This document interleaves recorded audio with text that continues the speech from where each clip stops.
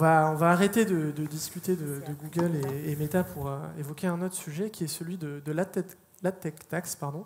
Ça a été aussi évoqué à la première table ronde, ça m'a agréablement surpris. Effectivement, Véronique Margerie évoquait tous ces intermédiaires qui oscillaient entre l'éditeur et l'acheteur en captant une bonne partie de la valeur, c'est entre 10 et 50%, ce qui fait que les annonceurs payent plus cher pour un inventaire qu'ils auraient pu avoir moins cher en accédant directement. Les éditeurs, eux, ont moins d'argent dans leur poche. Aujourd'hui, comment est-ce qu'on peut remédier à cette ad tech tax? Alors, il fonctionne? Oui. Non, allez-y. Peut-être pas. Test? Non? Oui, si, c'est bon. Parfait. Alors, on parle de tech tax, effectivement, parce qu'il y a beaucoup d'intermédiaires, mais il faut aussi partir du principe que les intermédiaires apportent aussi de la valeur. On parle souvent, enfin, on parle tout le temps, on emploie tout le temps le terme écosystème, et dans un écosystème, finalement, l'ensemble des acteurs apportent de la valeur. Ça ne veut pas dire que 100% des acteurs de la chaîne apportent de la valeur. Donc, il faut plutôt apporter en fait plus de transparence pour essayer de comprendre effectivement qui apporte de la valeur et ensuite ne choisir que ceux qui finalement permettent d'obtenir les mêmes résultats en évitant les intermédiaires inutiles. Donc il y a vraiment cette notion d'identification. Quel est le partenaire qui m'apporte vraiment de la valeur? Ça peut être, on ne parle pas uniquement enfin c'est pas un inventaire peut être sublimé par de la data, par de l'analyse, voilà, ou de l'analyse type, enfin de la visibilité ou ce genre de choses. Il y a plein de critères qui font qu'un inventaire peut avoir des performances différentes ou des résultats différents. Donc ça, il faut le prendre en compte. Donc il y a une vraie notion de transparence. Comment on fait pour finalement pouvoir identifier les intermédiaires inutiles, entre guillemets? Encore une fois, il y en a beaucoup qui sont utiles. Comment on fait pour identifier ces intermédiaires inutiles? Donc aujourd'hui, il y a eu pas mal d'initiatives. Donc toutes les boîtes à tech, que ce soit les DSP et les SSP, travaillent ensemble pour améliorer en fait, pour améliorer le marché. Ça avait commencé avec les sujets sur la fraude, avec la TXT par exemple. Là aujourd'hui, on a la solution sur le seller JSON pour donner aussi ces notions de transparence. Chacun dit avec qui il travaille. Exactement. Des fichiers accessibles à tous. Exactement. Donc on est capable d'identifier qui est en droit de revendre tel ou tel type d'inventaire, qui est l'endroit de voilà. Donc on a vraiment une. Un éditeur peut interdire à son revendeur d'ajouter d'autres personnes à qui les revendre. Exactement. Donc il y a beaucoup plus de contrôle, beaucoup plus de visibilité. Là, il y a une autre initiative en ce moment qui est en train d'être mise en place, c'est la supply chain object. Donc l'idée, c'est qu'en fait, dans toutes les transactions, dans toutes les bid requests, vous avez en fait des nœuds. Donc c'est l'ensemble. On va tracer finalement l'impression et on va pouvoir savoir quel intermédiaire finalement prend part à ces mécaniques d'enchères et de vente. Donc c'est un premier pas vers plus de transparence et ça va nous permettre justement d'identifier quels acteurs apportent une valeur et ceux qui n'en apportent pas. Aujourd'hui, dans les technologies d'achat, donc dans les DSP, les acheteurs, ils ont accès à toutes ces informations ou c'est work in progress? Notamment par exemple sur la supply chain. Alors, en ce moment, les SSP, les DSP sont en train de tout mettre en place, d'être certains de respecter justement les normes. C'est quand même des gros chantiers pour l'ensemble des partenaires de mettre tout ça en place et de faire en sorte que tout soit fait correctement. Après, en termes de visibilité, c'est plutôt un travail entre le DSP et les SSP. Il y a beaucoup de plomberie. C'est pas juste une plateforme. Pour que les plateformes soient interopérables, c'est beaucoup d'échanges quotidiens. Donc c'est du travail qui est fait entre les boîtes techno pour s'assurer en fait que tout est conforme. Et de toute façon, si c'est pas conforme, si vous êtes un SSP et que vous respectez pas les normes, vous n'avez plus les flux.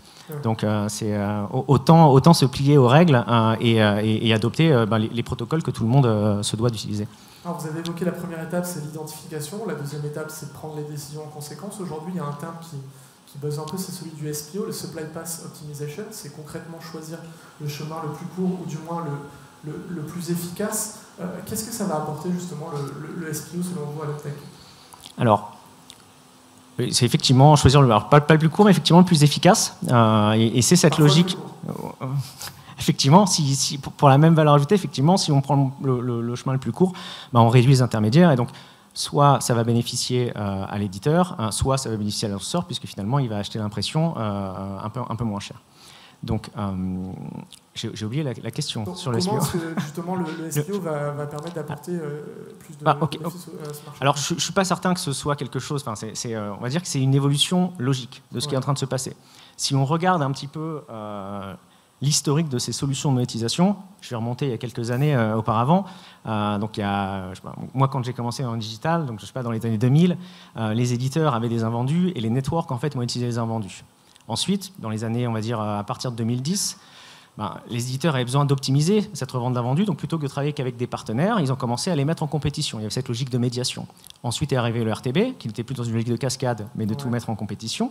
Donc les SSP ont pris la place des networks. Et historiquement, en fait, un SSP avait l'éditeur en exclusivité, et c'était beaucoup plus simple de tout gérer. Il y a quelques années, on va dire à partir de 2016, le header bidding est arrivé, et donc les SSP se sont retrouvés à être mis en compétition. Donc on est simplement en train d'assister à une rationalisation, la même chose que ce qui s'est passé auparavant. Et là, donc, les acheteurs, donc les DSP et les SSP vont essayer de capter, en fait, ou maximiser leur flux pour pouvoir résister. Parce que aujourd'hui, le marché tel qu'il est structuré sur la partie header bidding, c'est beaucoup de coûts. C'est-à-dire qu'on parle beaucoup d'intermédiaires, on pense qu'effectivement les intermédiaires prennent des marges, mais s'ils prennent des marges, c'est aussi pour couvrir leurs coûts. Et si on regarde, on n'a pas idée en fait, les coûts d'un SSP ou d'un DSP sont des coûts monstrueux d'un point de vue techno, puisqu'on parle effectivement de trillions, de trilliards d'impressions, enfin d'ad request, c'est des calls.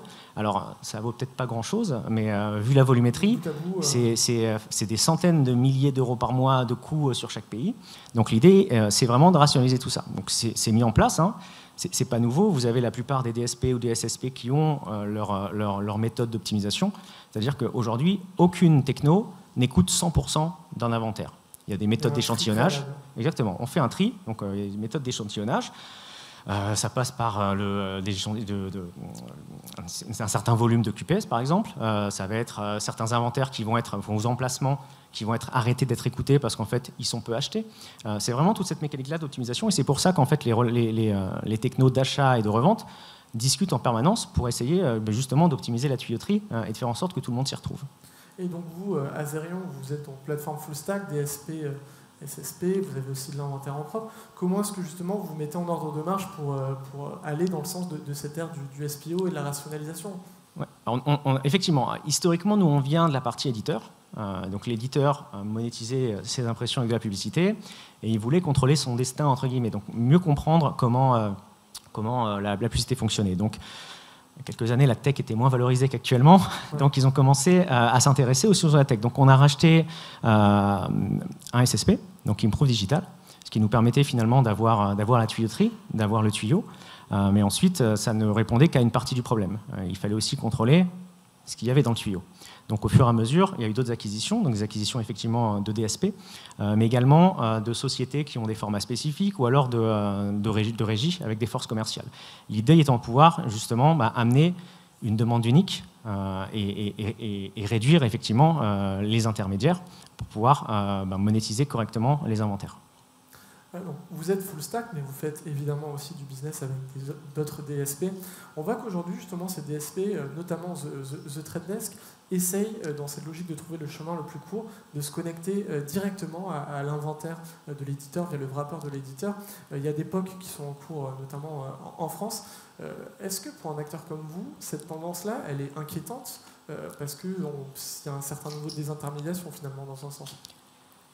Non, encore une fois, c'est des choses qu'on a déjà vécues. C'est-à-dire qu'il n'y a rien de nouveau. On a un exemple. Hein. Si vous prenez Criteo, c'est un des premiers acteurs qui s'est branché directement et ils n'ont pas fait ça hier, ils ont fait ça il y a quelques années. On a d'autres exemples. Amazon avait commencé la même approche en 2013. Donc, ça fait sens. C'est logique de réduire, encore une fois, de se connecter directement.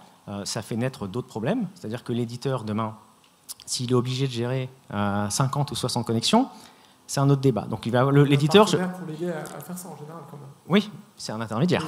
Voilà. C'est vrai, tu prends ça quand même, et du coup... Exactement, mais au-delà de la partie intégration technique, encore une fois, je parlais des relations, du maintien de ces connexions techniques, mais il y a également tout ce qu'on sous-estime, toute la partie facturation, recouvrement, etc. C'est quand même compliqué. Aujourd'hui, si vous regardez comment travaillent les éditeurs, ils vont faire des intégrations en header bidding avec un nombre limité de partenaires, parce qu'ils arrivent à les maîtriser, on va dire, et puis ce sont des partenaires de confiance, et c'est des partenaires qui leur amènent un volume minimum en termes de revenus. Donc il y a une logique de scale. On va travailler en priorité avec des intégrations directes avec des partenaires qui ont cette taille critique. Et ensuite, comme il y a toujours des invendus et comme il faut toujours essayer de maximiser en fait ses revenus, on va avoir l'éditeur va avoir une approche de dire je vais connecter le reste en serveur to serveur et avec une logique de médiation, etc. Donc là, les wrappers vont intervenir. Donc il y aura toujours des acteurs qui pourront se connecter en direct, qui devront se connecter en direct, parce que ça va dans le sens de l'histoire et parce qu'ils ont la taille critique. Mais il y aura toujours de la place pour d'autres technologies. Et si on parle d'intégrer directement dans l'header bidding, ça veut dire qu'on oublie en fait toute la partie, tout le service que propose un SSP en termes de contrôle, de blacklist, donc contrôle des brands qui sont diffusés et plein d'autres choses que va proposer un... aussi l'inventaire, comme l'a évoqué Romain sur la notion curated Tout à fait, marketplace. effectivement. L'idée d'avoir une demande unique, et encore une fois, cette logique de SPO, aujourd'hui, tous les acteurs de la tech l'ont fait. Xandr est des deux côtés, il a toujours été. Ouais. Vous avez Magnite qui est aussi des deux côtés. Vous avez Freewheel qui est aussi des deux côtés. Vous avez Smart qui également avait racheté un DSP il y a 3 ans. Ils sont des deux côtés. Donc c'est vraiment la logique. Essayer finalement de revenir des networks à terme où l'idée étant d'avoir en fait les deux pans en fait du tuyau et de pouvoir amener une demande unique. Et la demande unique, elle vient de plusieurs façons. Soit on a effectivement des campagnes que d'autres n'ont pas, donc c'est de la force commerciale qui vient finalement nourrir le tuyau. Soit que vous recrutiez de plus en plus de commerciaux pour aller voir en direct les annonceurs. On a des initiatives aussi en région, etc. L'idée, c'est vraiment comment on arrive à créer une demande unique. On va ensuite avoir cette logique de curation. Comment on fait pour packager l'inventaire et pour simplifier le travail des acheteurs en garantissant de la performance, de la visibilité, enfin certains KPI. Donc cette logique de créer donc d'avoir une approche de marketplace. Donc c'est également fait par Xandr, par Smart. C'est vraiment l'idée. Et puis ensuite vous avez l'open. Mais c'est vraiment cette logique de comment on arrive à créer quelque chose d'unique. Ça passe aussi par les formats. Voilà. On a racheté il y a maintenant quelques mois une société qui s'appelle Sublime. On a racheté également leur concurrent InSkin au UK. L'idée, c'est d'essayer d'apporter quelque chose d'unique. On est dans cette logique de... On restera finalement un intermédiaire toléré à partir du moment où on continuera à apporter de la valeur ajoutée. Et c'est vraiment ce qu'on essaye de faire. Ce sera le mot de la fin parce qu'on arrive déjà au terme de cette interview. Merci beaucoup, Mickaël. Merci beaucoup. À bientôt.